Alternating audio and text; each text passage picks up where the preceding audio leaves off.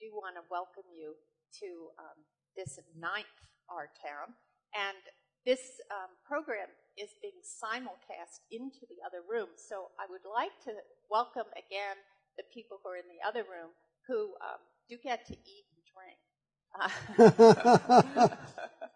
So, as Hank said, this is a program about our town, and it's about what is the identity of a place, and particularly what's the identity of our city, St. Petersburg.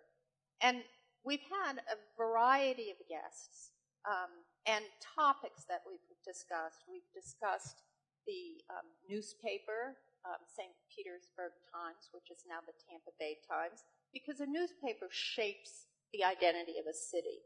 We've talked about education, and actually next month we're going to talk about architecture. How does an architecture and design shape a city? And what's really important, and Hank mentioned this, is that individuals shape our city. They shape the identity of it. They are the people that we forget sometimes. You know, we talk about institutions, but it's the individuals like Mr. Bill Hough and Hazel Hough that, and many of you here and in the next room, that really every day help to make our city what it is. And so today we're going to talk to somebody who we all know has been a great part of our city and will continue to be. So again, let's welcome Mr. William Hough to our town.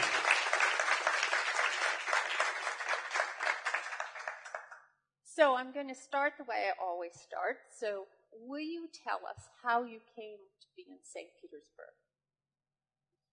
Well, I grew up in Fort Myers, and I was my father sold automobiles, and he had the opportunity to become the Dodge Plymouth dealer in 1937.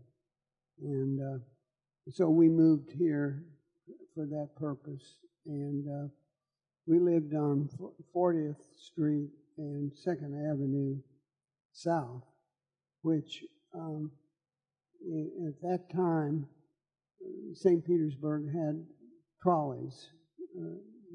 These were railroads in the middle of the street, and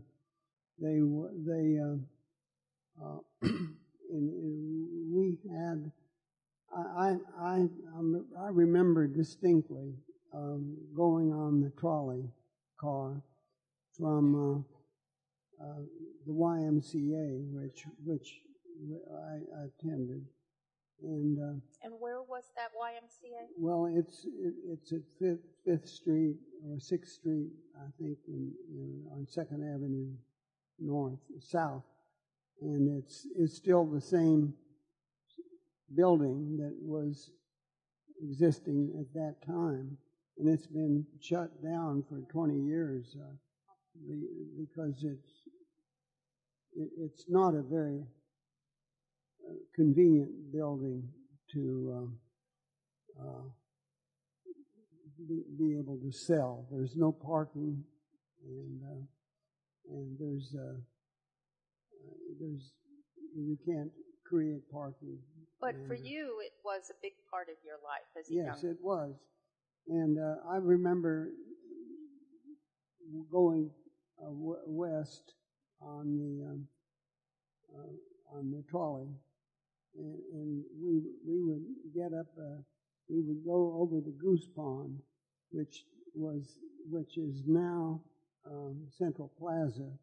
And she asked me where Central Plaza is, and those of you that don't know, it's roughly between 28th or 29th Street and 34th Street. It's the bus station. Yeah, the bus station, and but it used to be a farm, and it was actually the Goose Pond was low, and was it filled with geese? I mean, hence Goose Pond? The geese would fly here in the wintertime and land there. But I don't really know the truth about that. How old were you when you first came Well, here? I was 10 years old. 10. Yeah. And where did you go to school? I went to school. We moved around, and whenever the rent was due, I think. But we had. I went to school at Rosa Park Elementary School, which no longer exists. It was on 9th Avenue and 5th Street South, and it's very close to the hospitals. Right. Were you able to walk there or ride your bike? Well, we lived close to there, and I rode my bicycle everywhere. That's where we got around. Now, when we think of downtown St. Pete, right near the water, and then out central to where the Goose Pond is, was it built up? I mean, was downtown built up when you moved here as a young boy, or? Well, downtown existed probably to 16th Street and not west of there. I did live in where I lived on 40th Street. We were the only house in the block, and there was only scattered houses around there. It's changed a lot, hasn't it? Well, St. Petersburg, unfortunately, was issued a great deal of bond indebtedness in the 20s, and it defaulted on those bonds in the 30s and during the Depression. And when I went to college at the University of Florida, I had the opportunity to make an analysis of the bonded indebtedness of the city. Of St. Petersburg? Yeah, and I chose St. Petersburg because I was from there. And the interesting thing about that was that St. Petersburg has less debt than 1% of its assessed valuation.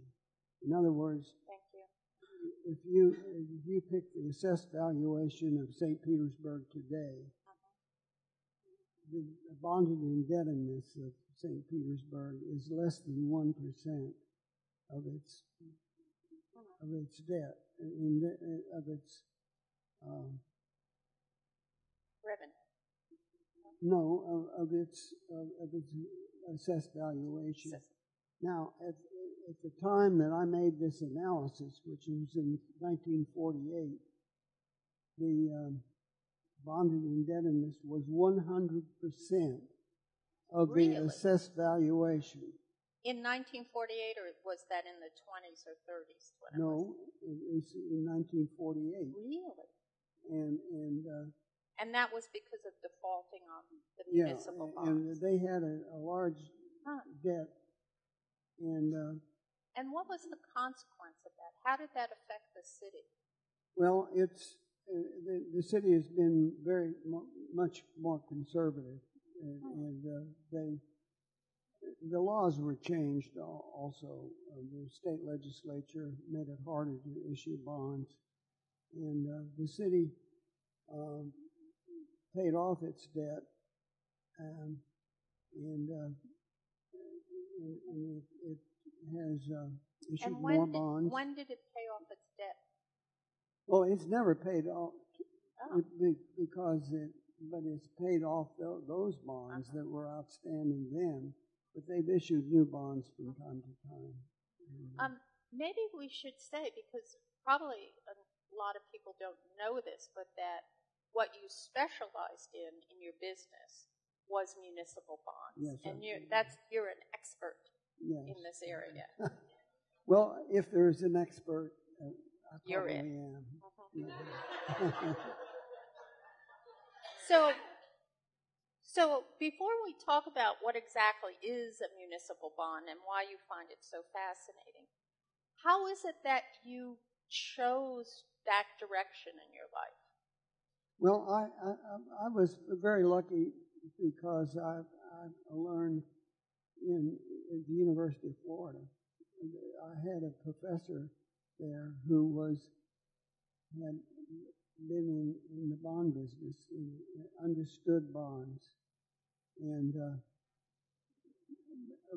generally people don't analyze bonds. They are fascinated by stocks and the lingo and what people do is buy stocks. They don't buy municipal bonds. It's a dull experience to buy a municipal bond. And why? Because you can't watch every day it going up or down. Well, that's right. Yeah. And so I was able to analyze this bond issue of St. Petersburg, and it intrigued me that I believed right then that this would be a good field to go into because Florida was growing like crazy at the time. 1948 was right after the war, and a lot of people had been here in the service, and I had the idea that Florida would grow out of its debt problems, and I preached that to rating agencies in New York, and I believed that, and I believed in my state, and I believed in my city, and I thought it was a good idea. So one of the things you did then was, after you graduated from the University of Florida and you found your way as a young man, you ended up coming back to St. Petersburg. Yes, I started my own business in 1950 with Fred Beal, who was my partner, and Beal and Hough was the name of the company, and we went for 11 years, and then I chose to leave him and started William R. Hough and Company. So why did you choose, I mean, here you're a graduate of UF, and you were one of the few people who really understood bonds, and you could go anywhere. So why did you come back to your home? Well, I wanted to. I went to undergraduate college in Ohio, Miami University of Ohio, and I was there in the Navy V-12 program, and the NROTC program, and I was anxious to get back to Florida. I liked Florida, and my father told me that he was from West Virginia, and he told me that I should go to my state university and to be familiar. I would get to know people that would be good in the business, and then you so could that's sell what bonds to them. Yeah. Right. Yeah.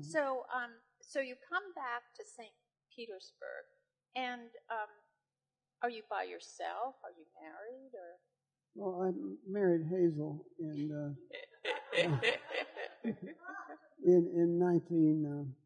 Well, about the same time, and we were we were courting when she was working in Miami, and I would go down every weekend and see her, and you'd see her in Miami. Yeah, and that was a long way to go. He must have really liked you. So I asked her if she would move to St. Petersburg and get a job at Moss Brothers. She was working at Burdine. Now, did you first ask her to marry you, or you just wanted her to move here? No, I just asked her. and she refused. Good for you. So I had to ask her to marry her. Well, that was a wise decision. It was a wise decision. But you knew her much earlier on. Yes, I knew her in Fort Myers. We were both from Fort Myers, and I knew her pretty well. And well, her mother and my aunt introduced us to each other, and it didn't take that at that point, but it did take later. Well, what's really important, and if you look at like the big picture, I mean, you're in Fort Myers, and then you come to St. Pete as a 10-year-old, and you go through school, and then you go away in the Navy. You go to university. You go to New York. You go to DeLand, and then you come back here. Yeah. So to do your business. So you have your business in St. Pete. You have your family in St. Pete. You raise your children, and they stay here. And there's a real emphasis on St. Petersburg. And it really strikes me that you're interested in municipal bonds. You know, you're interested in bonds about a place you would live in and commit to.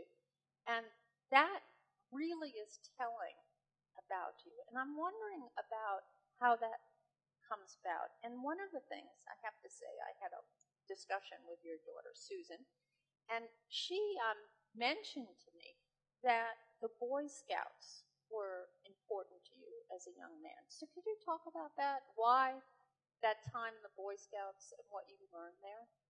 Well, I was a late mature, and I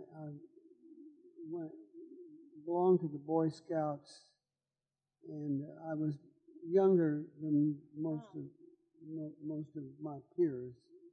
I was just younger, and I did not take to the Boy Scouts at first, and and why not? Well, I think it was just because I was young, yeah, and I think that we became. I became. I was a slow developer, and I became enchanted with the Boy Scouts probably when I was 14 rather than 12. And the fact was that I became an Eagle Scout, and I had 31 merit badges, and I was very proud of that. And I was a patrol leader. And what was it about the Boy Scouts that you thought was valuable? Well, I think it was. I think that it does give boys an opportunity to achieve certain things, like every merit badge requires one to study a field and become master of that field, like safety, firemanship. They're all very a lot of merit badges and almost everything that you can think of. Coin collecting, which was a... You like coin collecting. I know. like coin collecting. It's this money thing, isn't it? Yeah. Money. Right. Because you always tell me you like to make money. Well, I did. I like to play Monopoly, and I was a pretty good Monopoly player, actually. But there's something special about Boy Scouts or Girl Scouts where you're in a troop, and it's a sense of being together, but yet individual achievement. Right. Like a community. Right. Mm-hmm. Mm-hmm. And then you become a leader. Yeah. There's leadership possibilities. You work up through the ranks and you become a patrol leader, a senior patrol leader, and it's very educational to a boy. I'm sorry that they don't. It's not stronger in this community today, because I think boys need it. And, so, sort of interesting, you make these merit badges, how that translates into the security field, where you're learning, you're a security analyst. So you're studying to become an expert about this and earning that, just like you do in the Boy Scouts. It's very similar. Except you don't get a badge, you get a piece of paper, certificate. Yeah. So, why is it so important to have municipal bonds? Why did you think that was so valuable? Well, I didn't think it was valuable. I thought it was a vehicle to make money. Okay. Well, that's valuable, I guess.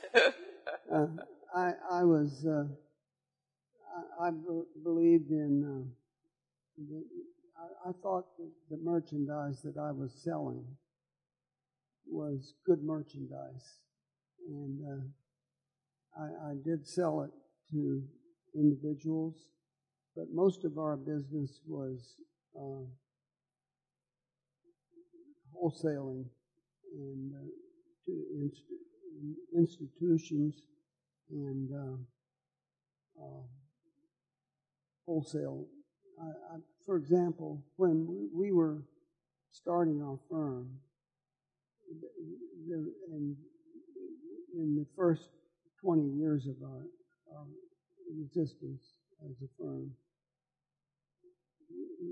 the rest of the industry did not know very much about municipal bonds.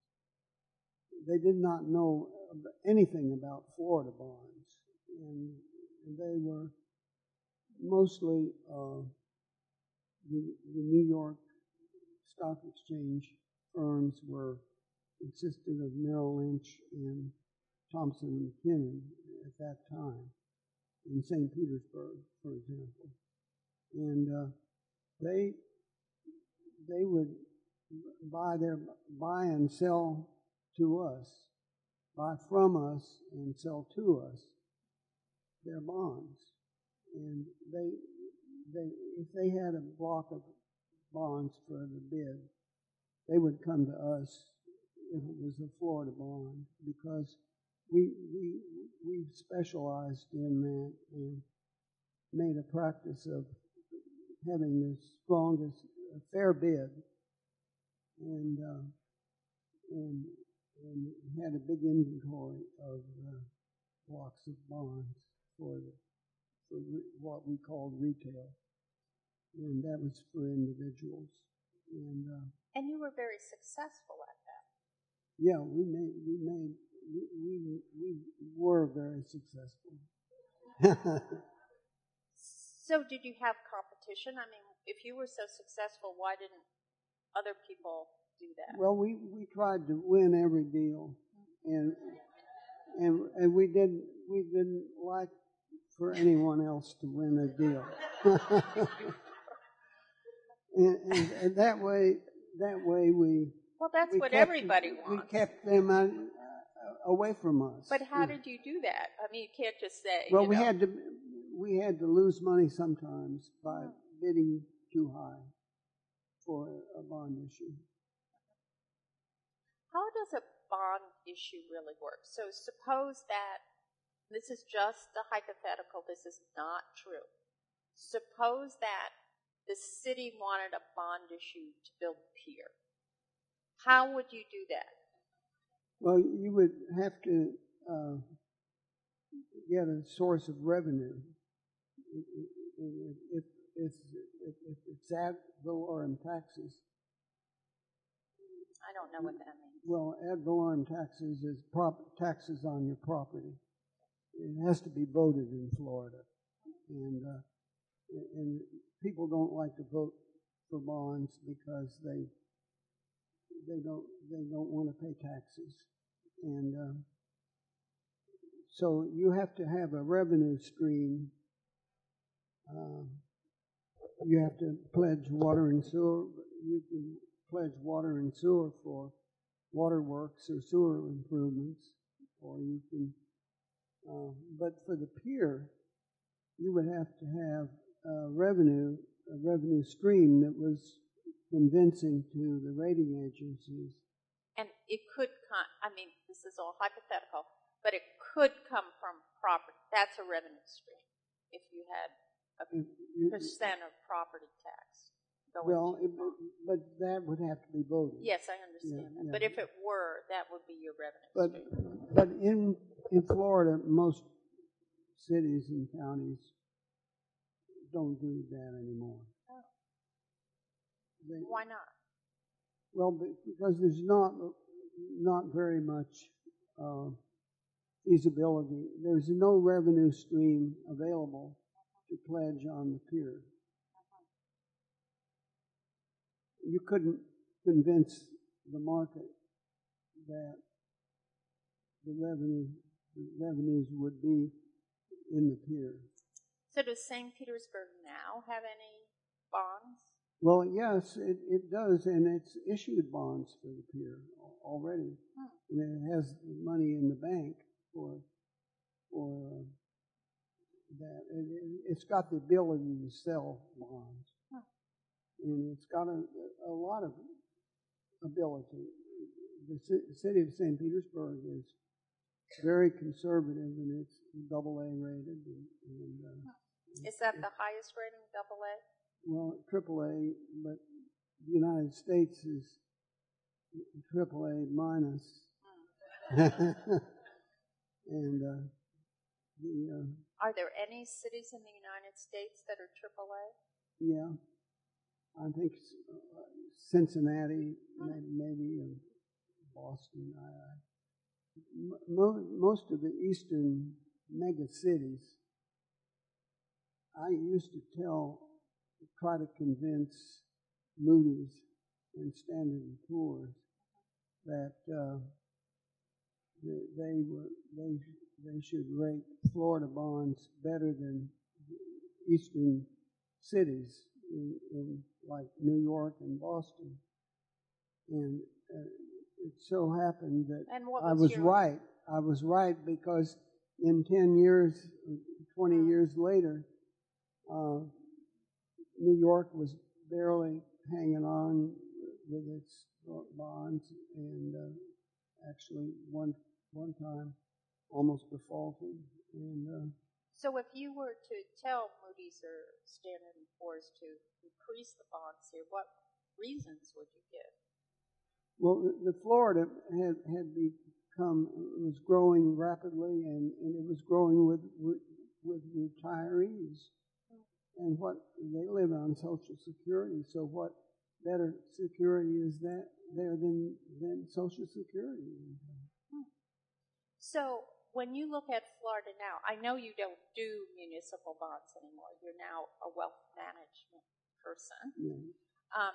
But when you look at municipal bonds now, and you look at St. Petersburg or Florida in general, is it still, you think, should be highly rated? Is it still a good thing? Yes, I think so. Florida's outgrown its problems in the 20s. Yeah. Mm-hmm. So, this is a really big part of who you are, being an analyst and working on issues about bonds and making money. And what I discovered from talking to Mr. Hough, he would say to me, I like money. I like, it's money. But what I realized, and I think maybe you can gather this from the merit badges and all of that, that it's not so much the money, it's the way of getting it. It's the winning. It's the, not anybody else is getting it, I'm getting it. And it's getting those merit badges. It's the process that intrigues you. And having spent time with you now, it's really an interesting thing. And what's interesting as an artist, it's very similar. It's that process of creativity. And I think a scientist is like this. I think very creative people are. It's the process. It's the learning of it. It's the gathering everything. It's the making the rational choice and, thinking it's going to work. Sometimes it doesn't. Right. But the deal is the deal. It's the deal. You want to win it. Yeah. Mm-hmm. It's that, It's nice when you win, too, isn't it? Right. Yeah. So you've won a lot. And one of the other parts about you and your wife, Hazel, is that you are really focused on your community and that you have been very generous with yourselves. You sit on lots of boards, you give a lot of time, you make deals for the city in many ways. And you're also very generous with that money that you made through all those deals. So could you talk about why you some people don't do that. They stay to themselves. So why have you chosen? Why has that been so important to you? I don't know. I don't really know. But I suspect that I grew up here, and I went to St. Pete High School, and I love that experience, and I'm proud of our state of Florida, and I think my experience in going to college in the north, in Ohio, probably influenced me a lot because I recognized what I had here, that this was a great place to live, and I made my money in Florida. I made my money in St. Petersburg, and I felt interested in giving back to this community and to the University of Florida. Yeah. And the University of Florida is very important to you because you are who you are in a lot of ways because of that study and that professor you worked with. Well, I owe my success to what I learned at that university, and I feel very privileged to have been able to learn from Professor John Dietz and Professor Jim Richardson, who were teachers of me. And you were the first graduate. Well, I claim to be. There was two of us in the June commencement, and we both.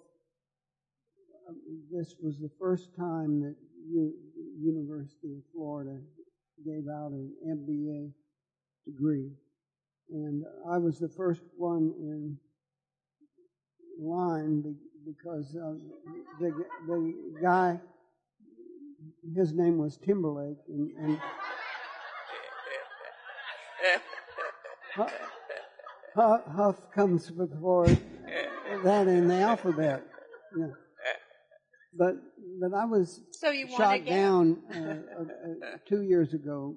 A woman called me up from Seminole, and she claimed that her father was the first MBA at Florida, and that he graduated in February of that year. And I did not know that. And it's true then? Yeah, it is true, but I don't see how he could have gotten any. I mean, what kind of an education could he have gotten in 6 months, one semester? Yeah. Yeah, well, you really do like to win, don't you? Yeah. So, I mean, one thing that's clear, and it's clear in your generosity, that education is something you think is incredibly valuable. Yes. I'm really distressed about the educational system in Florida right now. I mean, the public schools are a mess, and that's what you read in the paper all the time. And the graduation rates of high school boys, black collar, are only, 17% or 20%? And it's pathetic. And we've got to do something about it. And it's our responsibility. I mean, young people are our best natural resource, and it's important.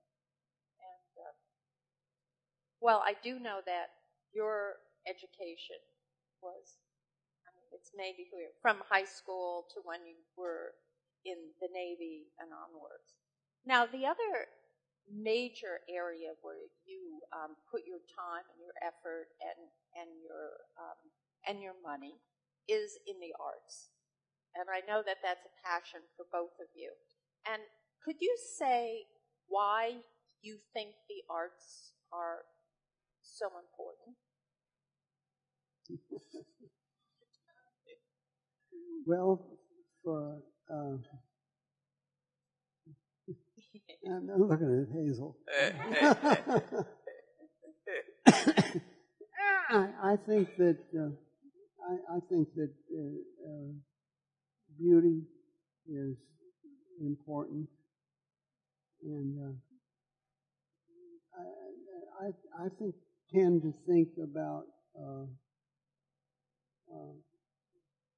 the tourist industry in St. Petersburg, and that's one reason that I have supported both museums, the Museum of Fine Arts and the Salvador Dali Museum, because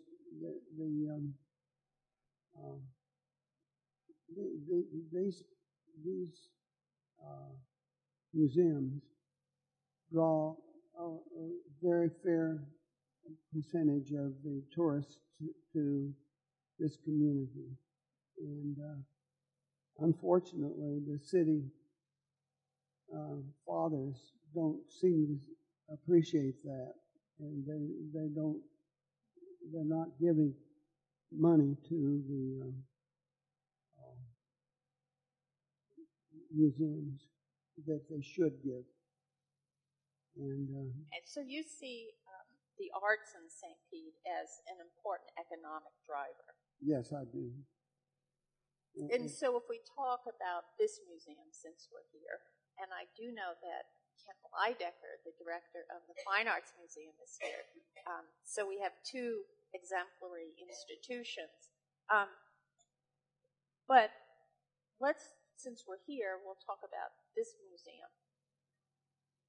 I know that you just don't give your support and your time and sit on boards and contribute your money just willy-nilly.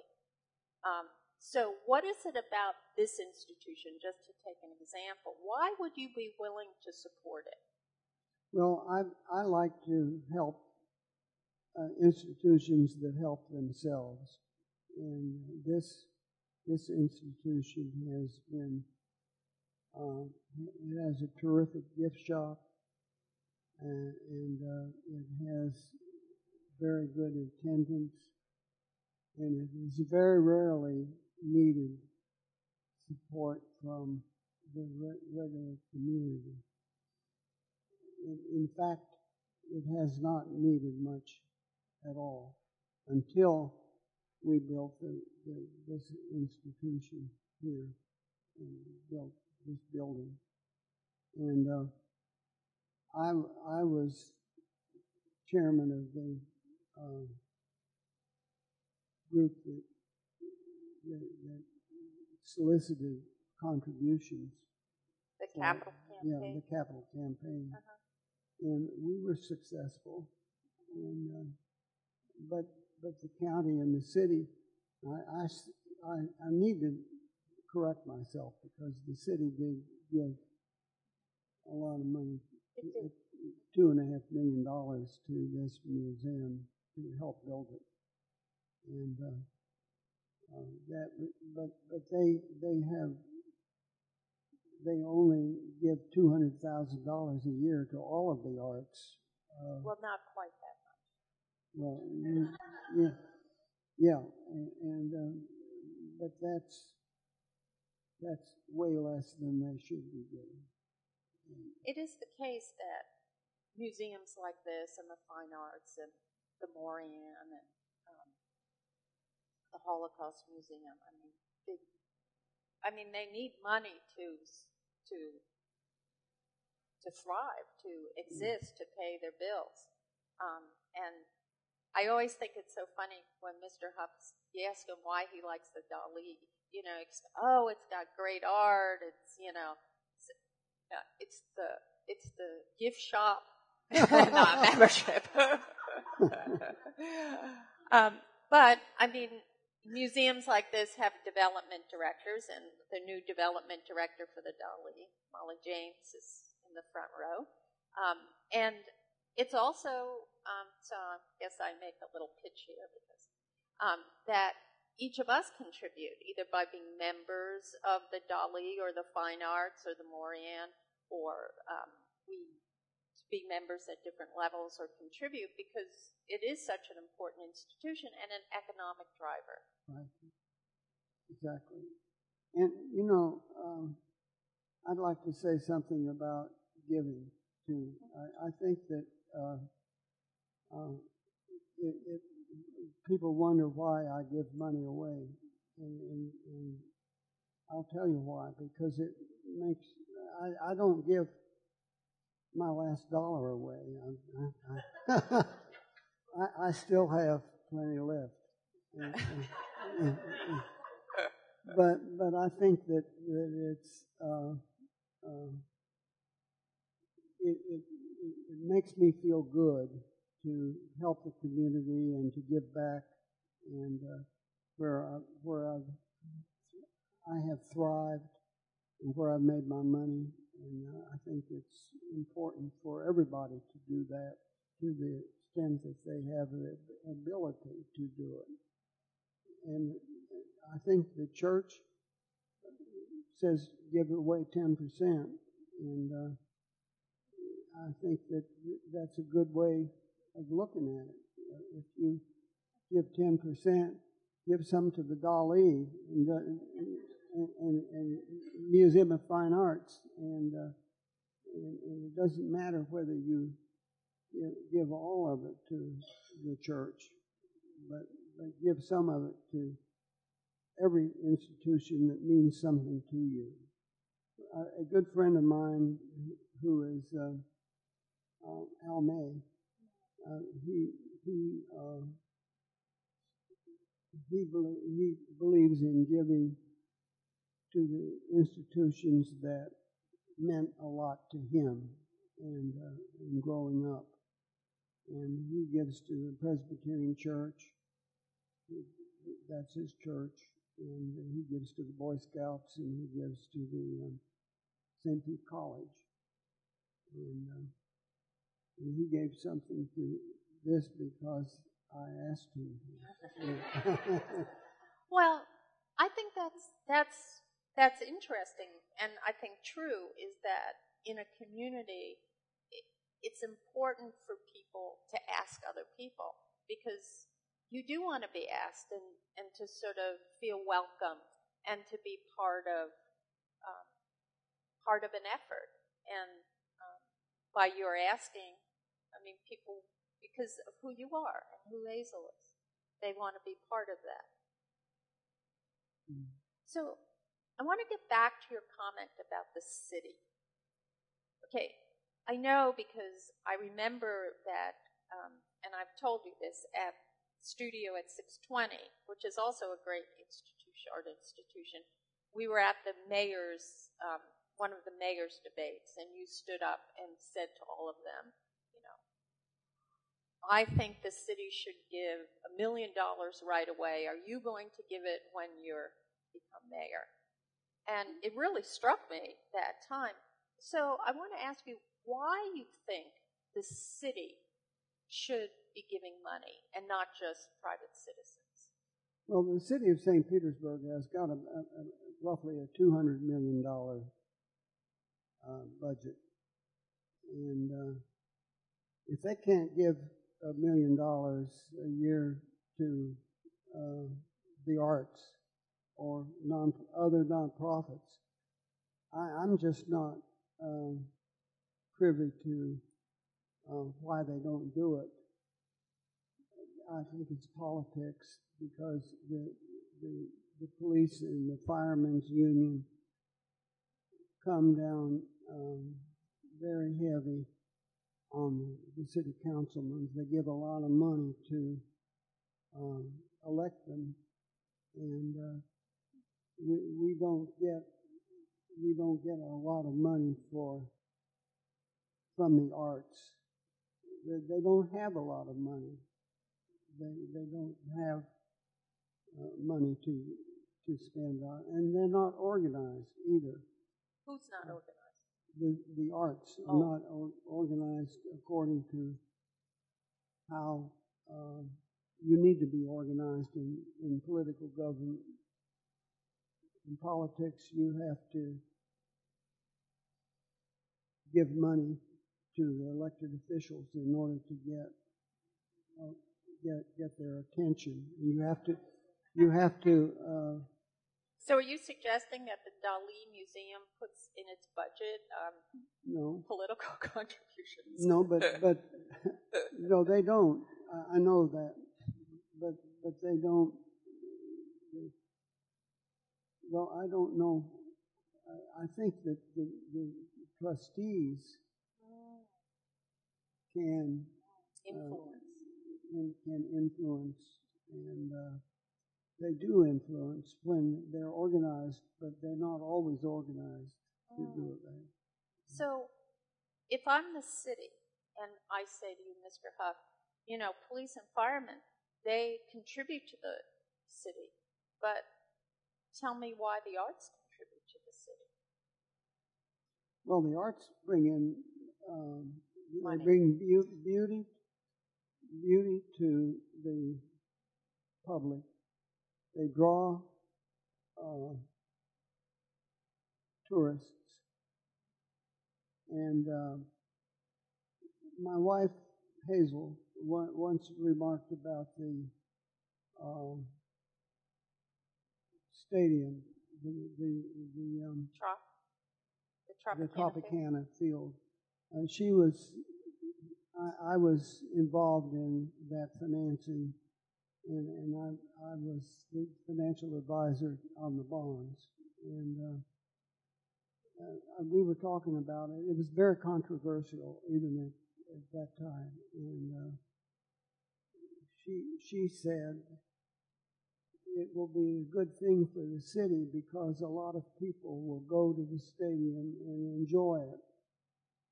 And that was what was Hazel's idea.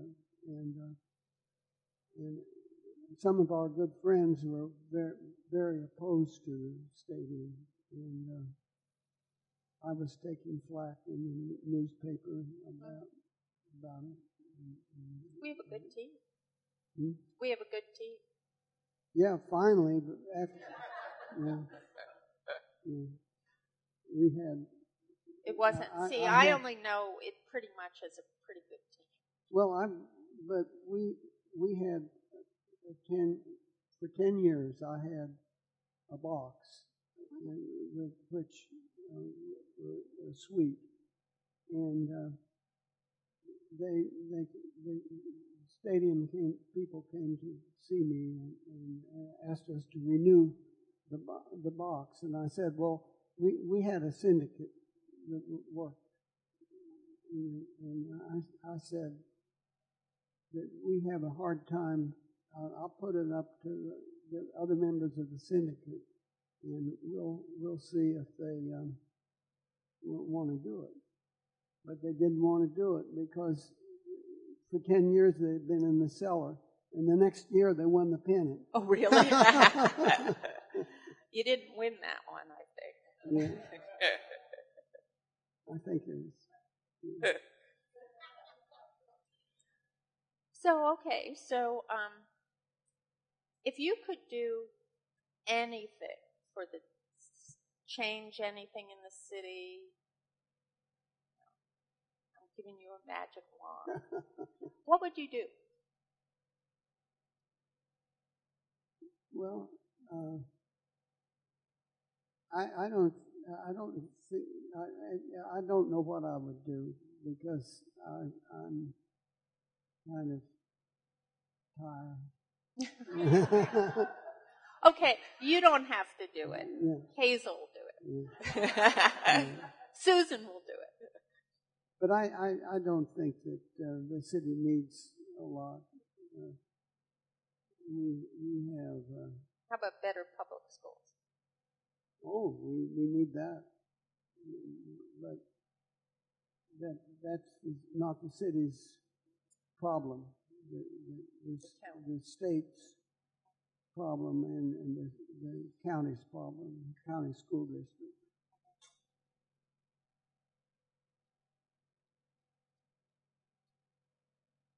Okay, so it's time now that other people can ask questions. Yes, could you stand up, please, and say who you are?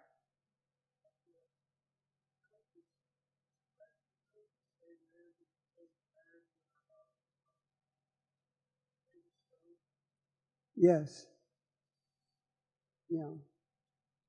Fred Beal was my partner, and he was a good man. Mm-hmm.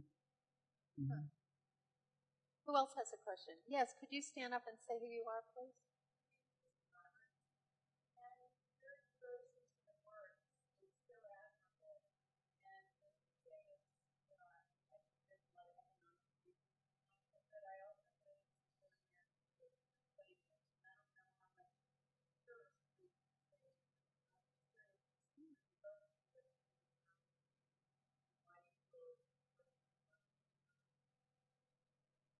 Well, I think my wife Hazel has influenced me a lot. I'm just. I once said that I was when there was controversy about building the Museum of Fine Arts on city land. I just said that I was my hobby was sailing at that time, and I said I'm just a dumb sailor, and I don't really know anything about art, but she's influenced me a lot in that area, and I am. But I've grown to like it. I like it as much as she does. I think we collect art, and we have a nice glass collection, and we have pottery from the West, Indian pottery from the West, And but we like theater as well, as you pointed out, the Palladium Theater and American Stage and Free Fall Theater, which is a new one here. You speak about the influence of your wife all the time. And the other thing that we haven't really talked about is your children. And it strikes me as very interesting that your children are here, in St. Petersburg, which is rare. I mean, often children move away. So how did you accomplish that? I mean, what is it? Is it the city that's keeping them here, or is it the family? It's just family very important? Well, my daughter is sitting here filming this event, and but I would say that they all three of them, two of them are in our business. Rob, my oldest child, was chairman of the board of William R. Hough and Company when I tried to turn things over to my children, but I did not was not willing to totally let go, and he endured my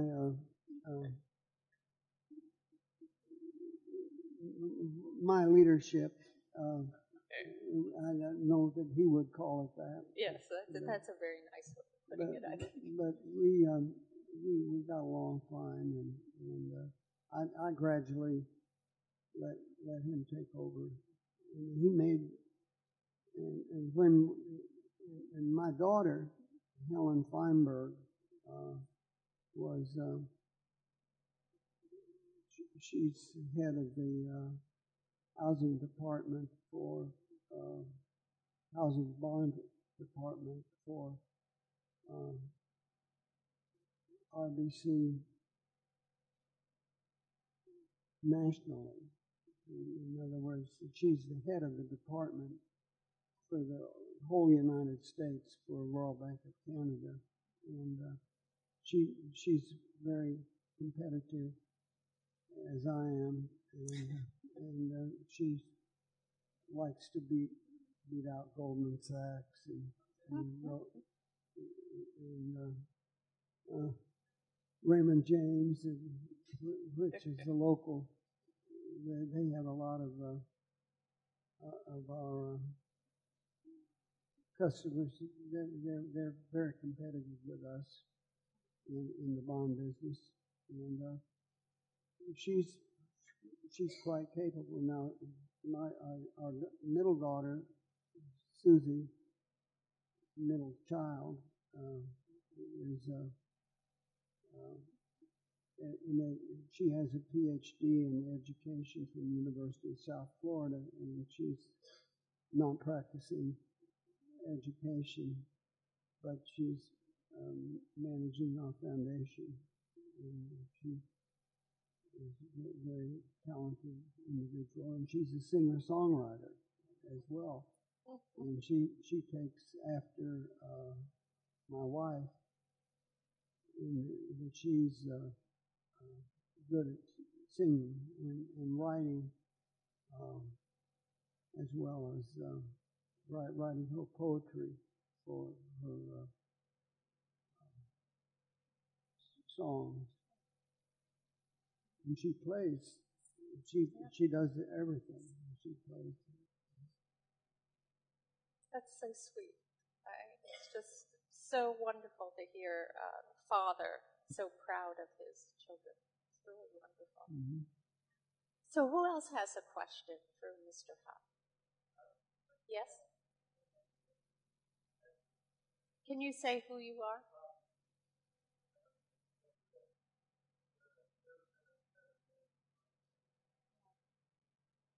Oh.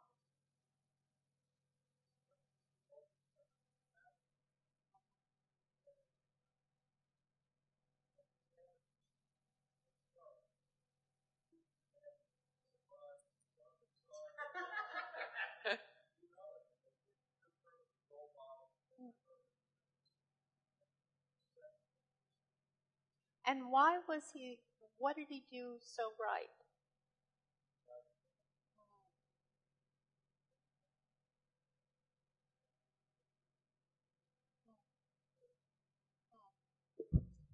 Wow. Who else has a question? Thank you. Yes. The person over there. Could you stand up and say who you are, please?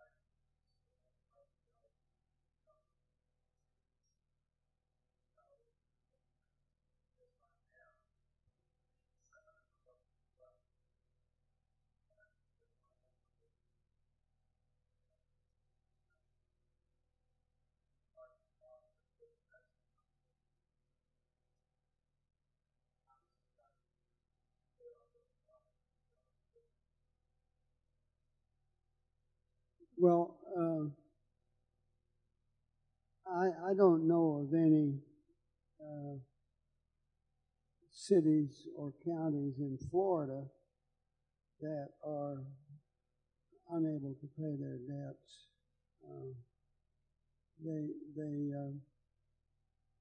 You touched on the fact that there's pension obligations are a heavier and heavier part of every city's budget or every county's budget because they have been generous to their employees about setting up pension funds and in some cases too generous.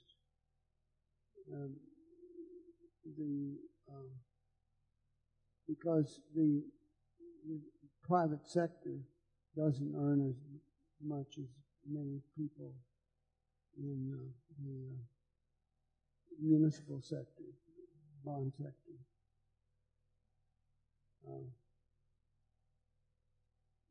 Did I answer your question? Yes.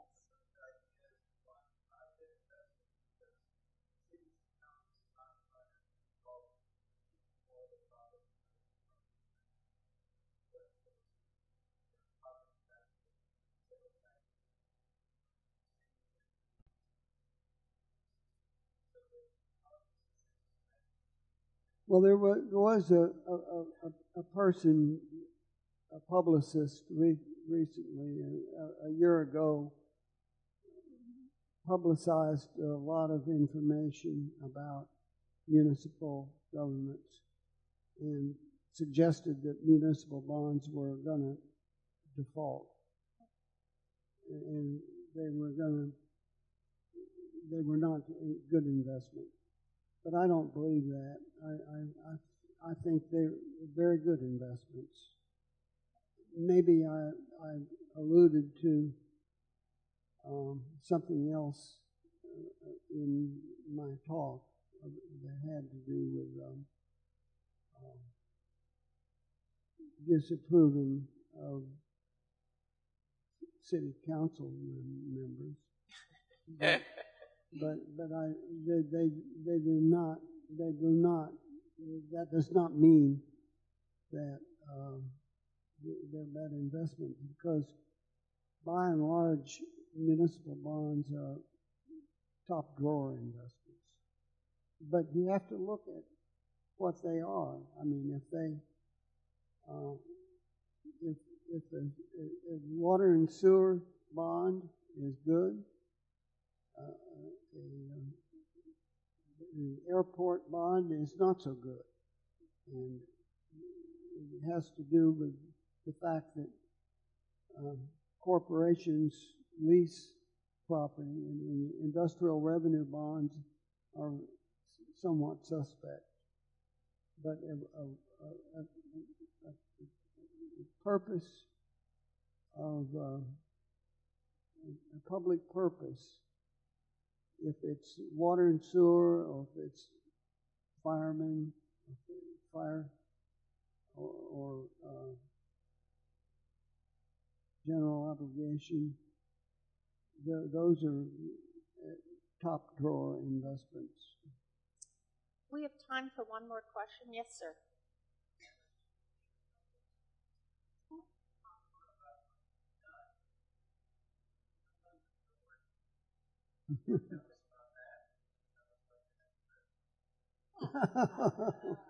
That's a great question. What are you going to do next? Well, thank you.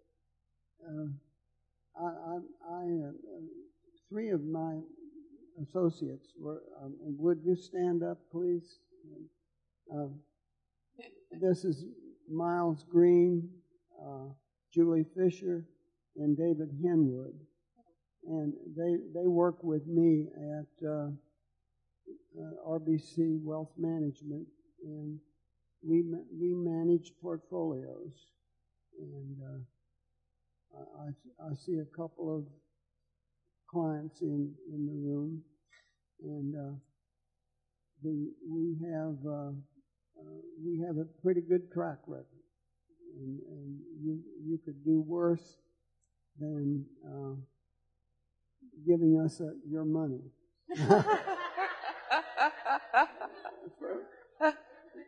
Did you put him in the audience to ask you this question?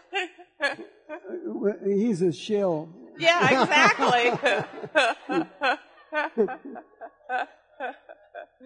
What, you will sign you all up after the program? But we handle very conservative investments, stocks and bonds, and we mostly blue chip stocks, and we don't take an inordinate risk, and we generally have outperformed the Standard & Poor's 500 index by a little bit. And so can I ask you a question? Do art institutions invest? Yeah. So does the Dali have stocks and bonds, or is that not a good idea? They're getting ready to set up an endowment fund. They have an endowment fund of about $2 million right now. Huh. But the Museum of Fine Arts has about $5 million. And they invest that money they invest it, yes. In conservative stocks and bonds? Yes. Huh. And I would say that... yeah, I didn't know that. Yeah, most institutions wish to create an endowment so that they can have more income in the future. And then they use the interest? Yes, yeah, they use the interest or dividends from that investment to... So a good way for people to contribute to a museum or something is to contribute to the endowment. Yes. You heard it here. Yeah. And what is what sort of goal does I'm just using museums because we're in them. What goal would a museum want? I mean, how much? What do you want? Like $100 million? I mean, what's reasonable about? Want all they can get. Okay. but you have fundraising drives and capital campaigns. And in this case, the capital campaign generated enough to build this building. It's a beautiful museum. Yeah, and but not much more. And, well, maybe you've got to keep asking people. So it is time to stop, and I'd like to, of course, thank all of you for coming, because it's important to have people in the audience.